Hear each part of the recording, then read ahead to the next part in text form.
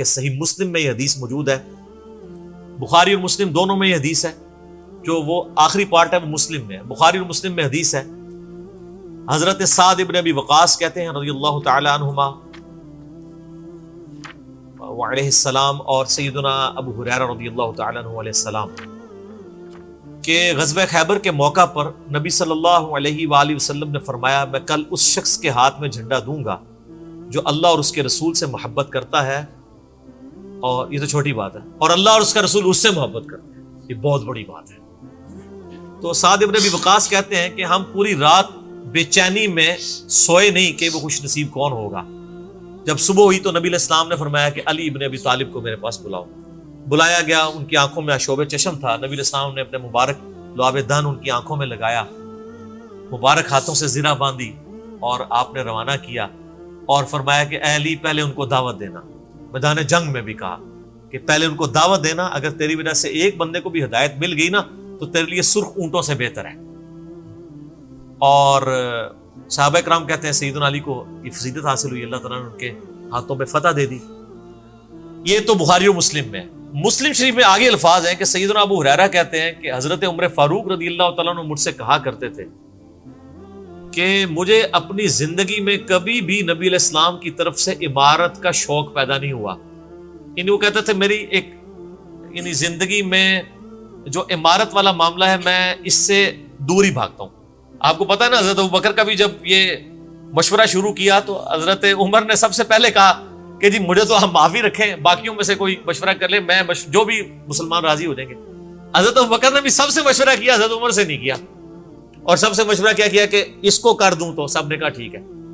جب اناؤنسمنٹ کی تو حضرت عمر نے کہا کہ بھی آپ نے مجھ سے مشورہ، ان کا مجھے پتا تھا تم نے تو ماننا ہی نہیں ہے، بس اب اس کو مسلمانوں کے مشورے کو قبول کرو۔ تو حضرت عمر کی ایک طبیعت میں ایک عاجزی والا معاملہ تھا، اور آپ دیکھ لیں کہ یہی عاجزی ہے جو ان کو ایمان کی طرف لے آئی ہے۔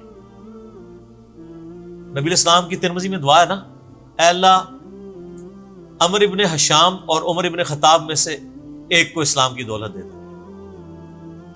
ابو جہل کو کیوں نہیں ملی؟ میں آپ کو ایک ہی فرق ایک ہی بندے کی زبانی بتا دیتا ہوں۔ حضرت عبداللہ ابن مسعود کہتے ہیں، صحیح بخاری میں آتا ہے کہ جب اس مرنے کے قریب تھا، وہ جو دو بچوں نے اس کو قتل کر کے نیچے گرایا، بھی اس کی رمق باقی تھی، تو میں اس کی جب گردن کاٹنے کے لیے اس کے سینے پہ چڑھا تو مجھے کہنے لگا کہ تم ایک یعنی کم ذات کے آدمی نے ایک بہت بڑی سواری کے اوپر سوار ہوا ہے اور میری گردن کو نیچے سے کاٹنا تاکہ سردار کی گردن نظر آئے۔ یہ اکڑ آخری وقت میں بھی نہیں جا رہی ہے۔ تو بہت اونچی جگہ پر چڑھ بیٹھا ہے، اپنی مراد پوری کر چرواہے۔ ٹھیک ہے جی۔ اور دوسری طرف آپ حضرت عمر فاروق رضی اللہ تعالیٰ عنہ کو دیکھیں کہ بلال حبشی کو کہہ رہے ہیں، صحیح بخاری میں حدیث ہے کہ ابو بکر ہمارے سید ہیں جنہوں نے ہمارے سید بلال کو آزاد کروایا۔ عرب کے بنو عدی کا سردار ایک حبشی کو، یہ آپ امیجن ہی نہیں کر سکتے آج کہ خاندانی وہاں پہ نظام، قریش تو اپنے برابر کسی کو سمجھتے نہیں تھے، سیدنا بلال کہہ رہے ہیں۔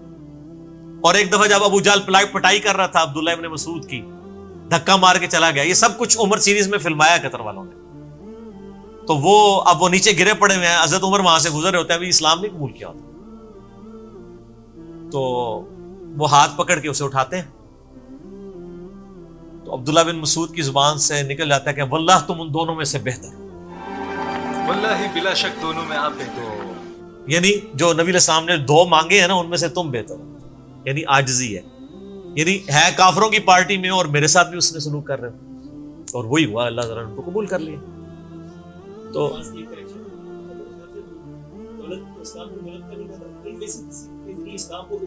ہاں یہ بھی ہے، یہ دو علیحدہ حدیث ہیں، دو علیحدہ، ترمذی میں دونوں روایتیں۔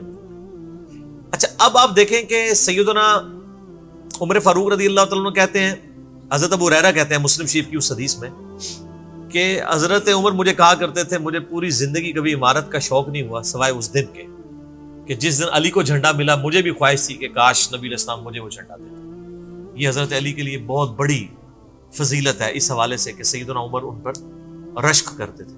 باقی ایک سنن کبریٰ البیہقی میں من گھڑت روایت ہے کہ حضرت عمر کہا کرتے تھے، وہ جو ایک بڑی مشہور بیان کر رہے ہوتے ہیں کہ وہ ستاروں کے برابر کس کی نیکی ہیں، حضرت عائشہ نے پوچھا تو ان کا بھی تیرے باپ کی ہیں، تو حضرت عمر کی ہیں، تو پوچھا کہ میرے باپ کی، انہوں نے کہا جی ان کی تو ایک نیکی جو ہے وہ غار ثور کی سب پہ بھاری ہے۔ اس حدیث کو شیخ البانی نے، شیخ زبیلی زئی صاحب نے، دونوں نے لکھا ہے یہ موضوع حدیث ہے، وضع کی گئی حدیث ہے، لیکن یہ ہمارے مسلمانوں کے بچے کو یاد ہے، جعلی حدیث ہے، ضعیف نہیں سر، گھڑی ہوئی حدیث ہے۔ اور جو مسلم شریف کی حدیث تھی وہ ہم نے آگے ایکسپلور کیا ہے کہ حضرت عمر کہتے تھے مجھے علی پتہ چلا کہ مجھے وہ جھنڈا نہیں ملا اور علی کو ملا۔ دوسری طرف سیدنا علی بھی سیدنا عمر سے بڑی محبت کرتے تھے۔ بخاری اور مسلم دونوں میں حدیث ہے، مشکات میں بھی آپ کو مل جائے گی 3 جلد میں، حضرت ابو بکر عمر کے فضائل کے چیپٹر میں۔ عبداللہ ابن عباس کہتے ہیں کہ سیدنا عمر کی میت رکھی ہوئی تھی اور لوگ ان کی میت پہ رو رہے تھے اور اپنے اپنے انداز میں ان کے اوپر سلام پیش کر رہے تھے کہ آپ کی وجہ سے اللہ نے اسلام کو اتنا عروج دیا، رومن اور پرشین امپائر گر گئی، یرموک اور قادسیہ میں اللہ نے مسلمانوں کو فتوحات دی۔ اور کہتے ہیں اتنے میں ایک شخص میرے پیچھے آگے کھڑا ہوا، کیونکہ میں بھی میت کے سامنے بیٹھا ہوا تھا، اس نے میرے کندھے کے اوپر آ کے یوں کونی رکھ لی اور اس نے سیدنا عمر کی میت کو مخاطب کر کے کہا کہ اللہ تجھ پہ رحم کرے اے عمر ابن خطاب۔ میں نے اللہ کے محبوب صلی اللہ علیہ وآلہ وسلم سے بارہا سنا تھا کہ میں ابو بکر اور عمر فلاں جگہ گئے، میں ابو بکر اور عمر داخل ہوئے، میں ابو بکر اور عمر نکلے، مجھے امید تھی کہ تم اپنے ان 2 ساتھیوں کے ساتھ جا کے ملو گے۔ کون سے 2 ساتھی؟ سیدنا ابو بکر اور سیدنا محمد رسول اللہ صلی اللہ علیہ وآلہ وسلم۔ اور اللہ کی قسم اس روئے ارض پہ تم وہ شخص تھے کہ مجھے خواہش ہے کہ میں تمہارے اعمال کے ساتھ اللہ کے حضور پیش ہوں۔ ظاہر ہے اتنا بڑا عروج سر، انسانی تاریخ کا سب سے بڑا ریولوشن نبی علیہ السلام کا، اس کی ایپیکس سیدنا عمر کے دور میں ہوئی ہے، اور یہ اللہ کا معجزہ ہے۔ نبی علیہ السلام کی مبارک زندگی میں انقلاب آتا نا تو اس طرح کے تو بہت لیڈر پہلے بھی آئے تھے جنہوں نے اپنی زندگیوں میں انقلاب لے کے آئے تھے۔ یہ معجزہ یہ تھا کہ وہ شخص دنیا سے چلا گیا، ہزاروں اس کے ماننے والے مرتد ہو گئے عرب قبائل، اور چند مخلص ساتھی ساتھ ہیں، اس کے باوجود اللہ نے رومن اور پرشین امپائر الٹوا دیے۔ کتنا بڑا معجزہ ہے۔ اگر نبی علیہ السلام اپنی مبارک زندگی میں کر جاتے، وہ تو اسکندر اعظم بھی کر گیا، بعد میں چنگیز خان نے بھی کیا، بڑے بڑے لیڈر آئے۔ یہ ڈفرنس ہے، ایک یہ ڈفرنس، اور دوسرا ڈفرنس یہ کہ نبی علیہ السلام نے اپنی وفات کے بعد 10 سال بعد، 20 سال بعد، 30 سال بعد، 50 سال بعد، ایون 500 1000 سال بعد ہونے والے واقعات کو بھی بیان فرما دیا کہ یہ ہوگا۔ آج تو ہم تاریخ میں دیکھ سکتے ہیں کہ وہ سب کچھ ہوا ہے۔ اگر آپ کو شوق ہو تو دلائل النبوہ امام بیہقی کی کتاب ہے، 3500 حدیث پہ، 5ویں صدی ہجری میں لکھی گئی ہے۔ اس میں 500 سال میں جو نبی علیہ السلام کی پروفیسیز پوری ہوئی ہیں نا، منوان اسی طریقے سے موجود ہے۔ بخاری مسلم میں جو حدیثیں ہیں تاتاریوں سے جنگوں والی، وہ اس وقت تک نہیں ہوئی تھی، حدیثیں تو پہلے سے موجود تھی، آج تو ہم ان کو بھی درست مان رہے ہیں۔ ٹھیک ہے، نبی علیہ السلام نے پریڈکشن کی تھی کہ ان قریب کیسر روم ختم ہوگا، قیامت تک کوئی کیسر نہیں ہوگا، بخاری مسلم کی حدیث ہے، اور دیکھ لیں قیامت تک کوئی کیسر نہیں ہوا۔ ان قریب پرشین امپائر ختم ہوگی اور قیامت تک کوئی کسرا نہیں ہوگا۔ آج دیکھ لیں 1400 سال ہو گئے ہیں سر، یہ اسی طریقے سے ہے کہ میں کہوں کہ ان قریب امریکہ اور رشیا ختم ہو جائیں گے ود ان فیو ایئرز، اور قیامت تک کبھی ان کو پاورز نہیں ملیں گی جو کہ ابھی پاور ہیں اور جن کی صدیوں سے چل رہی ہیں، اور وہ پھر پاور بھی ان لوگوں کے ہاتھوں ہوئی ہیں کہ جن کے پاس اسلحہ بھی نہیں تھا ان کے ساتھ لڑنے کے لیے، مین پاور بھی نہیں تھی ان کے لیول کی، الٹوا دی اللہ تعالیٰ نے۔ تو سیدنا علی نے کہا کہ یعنی ابن عباس کہتے ہیں کہ حضرت عمر فاروق رضی اللہ تعالیٰ عنہ کی میت پہ یعنی یہ کلام وہ جو شخص میرے یعنی کندھے پہ کونی رکھ کے کر رہا تھا نا، تو میں نے جب اس کو مڑ کے دیکھا تو وہ علی بن ابی طالب تھے جو سیدنا عمر کے بارے میں یہ کلمات کہتے تھے۔ تو یعنی ان لوگوں کی للہ یہ تھی کہ وہ تعریف کیا کرتے تھے، کوئی آر محسوس نہیں کیا کرتے تھے۔ اور آپ دیکھیں سیدنا عمر کی بھی کتنی محبت تھی سیدنا علی سے کہ جب کبھی بھی فارن ٹور پہ جاتے تھے اپنی جگہ حضرت علی کو خلیفہ بنا کے جاتے تھے، کیونکہ نبی علیہ السلام جب تبوک پہ گئے تھے تو سیدنا علی کو چھوڑ کے گئے تھے، بخاری مسلم میں آتا ہے حضرت علی رو پڑے. پہلا اور آخری موقع تھا کہ جنگ میں نہیں گئے. تو فرمایا تم اس پہ راضی نہیں ہو؟ تمہاری میرے ساتھ وہی نسبت ہے جو ہارون کی موسیٰ کے ساتھ، مگر میرے بعد کوئی نبی نہیں. تو حضرت عمر اس سنت میں عمل کرتے تھے. جب بھی وہ جاتے تھے، جب بیت المقدس فتح ہوا، چابیوں کے لیے انہوں نے بلایا، سیدنا علی کو اپنی جگہ چھوڑ کے گئے. اس سنت پہ عمل کیا کرتے تھے. اور یہ بات شیعہ کے ہاں بھی ملتی ہے. میری ایک شیعہ عالم کے ساتھ ایک دفعہ بحث ہوئی، 2011-12 کی بات ہے. تو مجھے کہنے لگے کہ حضرت عمر جو ہے نا، حضرت علی کو خلیفہ بنانے میں مخلص نہیں تھے، اسی لیے انہوں نے 6 رکنی کمیٹی بنائی. ان کو چاہیے تھا ڈائریکٹ حضرت عمر حضرت علی کو نامزد کرتے. تو میں نے کہا اس کے پیچھے ریزن کیا ہے؟ وہ تو حضرت عمر نے خود بتائی ہے، بخاری مسلم دونوں میں حدیث ہے. ابن عمر کہتے ہیں جب حضرت عمر کو زخم لگا اور اب ہمیں یقین ہو گیا کہ وہ جانبر نہیں ہوں گے، کھاتے تھے تو انتڑیاں کٹ چکی تھی، یہیں سے وہ سب کچھ نکل جاتا تھا. تو ہم نے عرض کیا کہ اپنا خلیفہ کسی کو نامزد کر دیں. تو انہوں نے کہا اگر میں اپنا خلیفہ کسی کو نامزد کرتا ہوں تو میں اس کی سنت پہ عمل کرتا ہوں جو مجھ سے بہتر ہے، ابو بکر. اور اگر میں نہیں کرتا تو میں اس کی سنت پہ عمل کروں گا جو ان سے بھی بہتر ہے، یعنی رسول اللہ صلی اللہ علیہ وسلم. ابن عمر کہتے ہیں جب میں نے حضرت عمر کی یہ بات سنی نا تو مجھے سمجھ آ گئی کہ اب حضرت عمر کسی کو نہیں بنائیں گے، کیونکہ وہ ہمیشہ ہر معاملے میں نبی الاسلام کی سنت کو پرائورٹی دیتے تھے. اور وہی ہوا کہ انہوں نے کہا کہ میں 6 رکنی کمیٹی بنا رہا ہوں. بخاری کے اور مسلم کے الفاظ ہیں کہ میں اپنے بعد اس امر خلافت میں ان 6 بندوں سے زیادہ کسی کو اہل نہیں سمجھتا جن سے رسول اللہ صلی اللہ علیہ وآلہ وسلم اپنی وفات تک راضی رہے. اور فرمایا علی، عثمان، طلحہ، زبیر، عبد الرحمن بن عوف، سعد بن ابی وقاص. اچھا یہ کون ہے؟ عشرہ مبشرہ ہیں. عشرہ مبشرہ میں سے یہ 6 بندے باقی تھے اور ایک 7واں بھی تھا. اس کا نام اس لیے لیا کہ ان کا بہنوئی تھا، سعید ابن زید. وہ تو معاویہ کے دور میں جا کے فوت ہوئے ہیں نا، سعید ابن زید تو بہت بعد میں فوت ہوئے ہیں.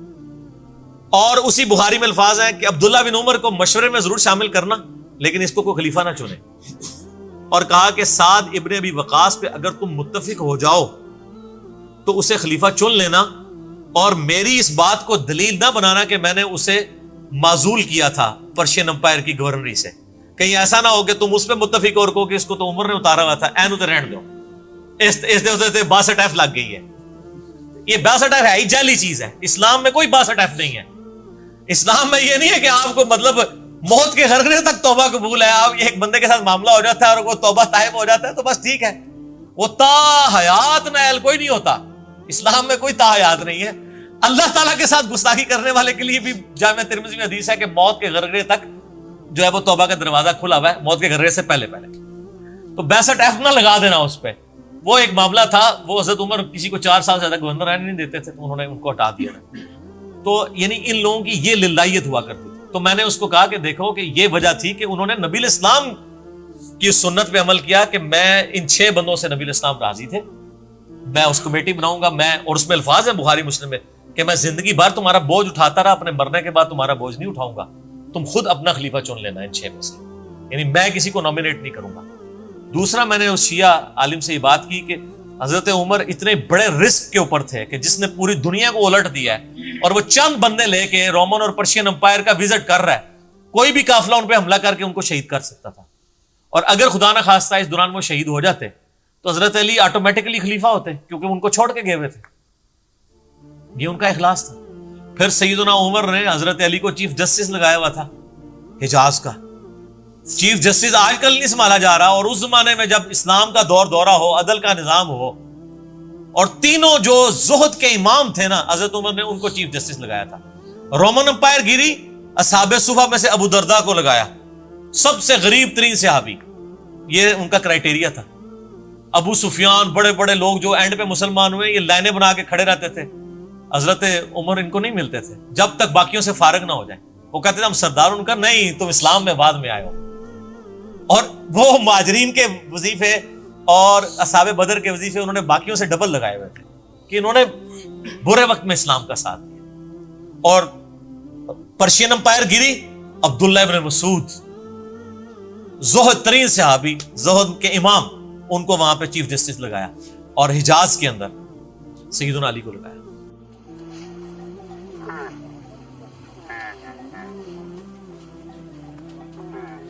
اللہ آپ کے بعد والے خلیفاؤں کو بھی توفیق دے امیر المومنین. مجھ پر الزام نہ لگاؤ ابو الحسن. اور اس سے بھی بڑھ کے سیدنا علی بن ابی طالب کی ایک بیٹی ہے ام کلثوم، سیدہ فاطمہ سے ان کا رشتہ مانگا سیدنا عمر کہ میرا اہل بیت رسول کے ساتھ رشتہ بنے. صحیح بخاری میں بھی اس کا ذکر اشارتاً موجود ہے ام کلثوم کا. شیعہ اور سنی دونوں کے ہاں ان کی کتابیں تو مانتی ہیں، بابے نہ مانے تو علیحدہ بات ہے. کتابوں میں موجود ہے کہ سیدنا عمر فاروق کی بیوی تھی ام کلثوم، اور سلام اللہ علیہا. اس کی وجہ سے یعنی انہوں نے ایک فخر محسوس کیا کہ میرا اہل بیت کے ساتھ ایک رشتہ داری والا معاملہ ہو جائے. تو سیدنا عمر اس طرح کے معاملات کے اندر اہل بیت کے ساتھ بہت حسن سلوک والا معاملہ کیا کرتے تھے. اگرچہ ان کی طبیعت میں سختی ضرور تھی، لیکن جو دین کے معاملے میں تھی وہ ساری سختی اپنی ذات کے معاملے میں نہیں ہوا کرتی تھی. صحیح مسلم میں ایک حدیث ہے، اسی میں کنکلوڈ کرتا ہوں کہ سیدنا عمر نے ایک خواب دیکھا کہ مجھے ایک مرغے نے خواب میں ٹھونگے ماری ہیں. انہوں نے پھر اگلے دن خطبہ دیا. انہوں نے کہا کہ میں نے خواب میں دیکھا ہے کہ اس طرح مجھے ایک مرغ نے چونچے ماری ہیں خواب کے اندر. میں نے اس کی تعبیر یہ کی ہے کہ عنقریب مجھے قتل کر دیا جائے گا، اور اگر بائی چانس اچانک میں مار دیا جاؤں، یہ تو کسی کو نہیں پتا تھا کہ وہ ایک تقریباً 3-4 دن تک زخمی حالت میں ہوش میں رہیں گے. اچانک بھی تو مر سکتے تھے اگر گردن اتر جاتی. اگر میں اچانک مار دیا جاؤں تو تم اس امر خلافت کو ان 6 بندوں سے باہر نہ جانے دینا. صحیح مسلم میں ان 6 بندوں کے نام نہیں ہیں، لیکن بخاری میں وہ نام بھی ہیں: سیدنا علی، عثمان، طلحہ، زبیر، عبد الرحمن بن عوف اور سعد بن ابی وقاص. اور انہوں نے کنسنسس کے ساتھ پھر بعد میں سیدنا علی اور عثمان ہی بچ گئے تھے. ان میں ٹائی پڑ گئی تھی تو الٹیمیٹلی پھر حضرت عثمان کو چن لیا گیا.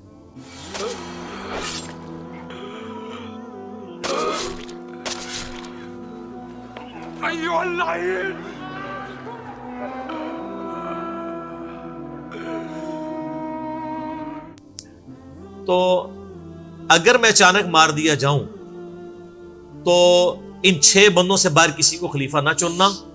اور مجھے پتا ہے کہ جب تم ان 6 بندوں میں سے کسی کو خلیفہ چنو گے تو کچھ لوگ تمہاری مخالفت کریں گے، اور یہ وہی لوگ ہیں جن کو میں نے اسلام کی خاطر اپنے ہاتھوں سے مارا ہوا ہے.